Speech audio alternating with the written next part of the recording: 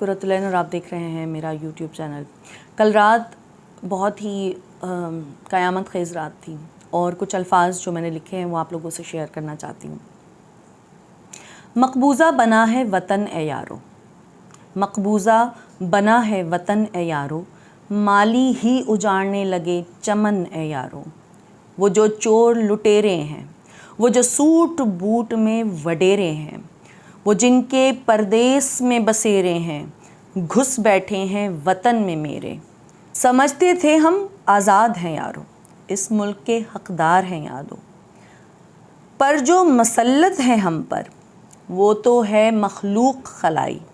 कैसे कैसे लोगों ने मेरे वतन की कीमत है लगाई। वो जो वतन के मुजरिम हैं वो बैठे हैं मसनद पर यारो, और जो मुल्क सवारने निकले हैं करते हैं उन्हें नज़रबंद ए यारो। वो जो खादिम बनते थे, जो खिदमत का दम भरते थे, बन बैठे हैं फ़िरऔन ओ यारो। महंगाई का रोना रोते थे, खिदमत का गाना गाते थे, आते ही इक़्तिदार में यारो। कुछ सस्ता किया नहीं, बस सस्ती कर दी है जान ए यारो।